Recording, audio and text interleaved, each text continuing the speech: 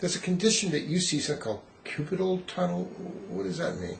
It's nothing about playing pool, is it? No, cubital comes from cubitus. Cubitus is the elbow. And in the elbow, just as you have a carpal tunnel, there is a cubital tunnel behind the funny bone. And the funny bone, when you touch it hard, sometimes you touch the nerve and people get shock feeling in the fourth and the fifth fingers. How common is this? For every 100 carpal tunnels that I see, maybe I see one cubital tunnel. So it's pretty rare. Yeah. Is there any particular type of profession more apt to see it than some other type of profession? I see more in drivers who lean on their elbows. I see in people who sit on chairs and lean on their elbows. Any profession where people lean on their elbows, they'll get cubital tunnel. So if a truck driver was driving a lot of hours, are they more prone to get it than somebody who doesn't drive as The much? truck drivers who drive with elbow on the padding or on the central padding between the 2 6, he'll put his elbow there. That's when they get it, because of course they are driving for a long periods of time, yes. So in other words, the approach to that would be immobilization initially?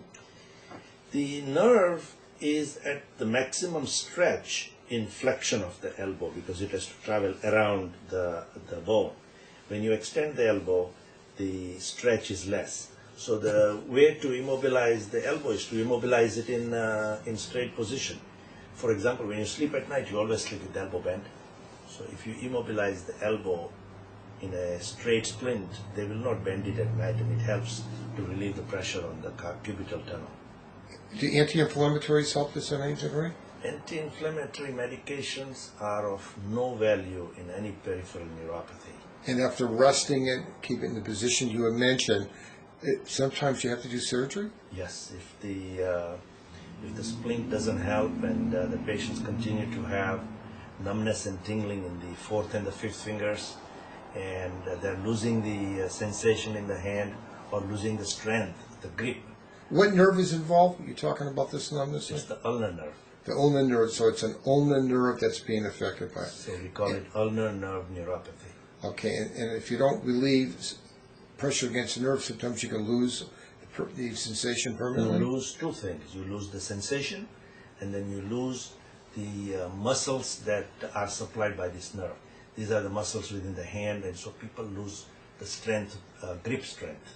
So probably this ends up with surgery a lot quicker than some other conditions, is that yes, true? Because they complain of weakness of the hand, they can't do the hammering.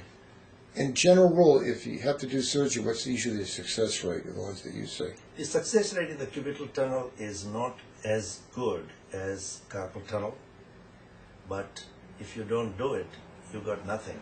And if you do it, maybe you get 80% of the people will get better. Are there any conditions more apt, the diabetic or some other conditions more prone to it? The diabetics are not more prone to it, but this is what happens. In diabetics, because the insulin is not working properly and there is excessive blood sugar, the blood sugar sensitizes the nerve. So the nerve is not functioning properly in the first place. For example, people get diabetic neuropathy. Therefore, these nerves, for example, if you take a normal person, you require 100 grams of pressure to cause a nerve problem. In diabetes, you need just 50 grams of pressure to get the symptoms. So they get the symptoms earlier. But diabetics are not any more prone to cubital tunnel than normal people. But their symptoms will be earlier. I thank you very much.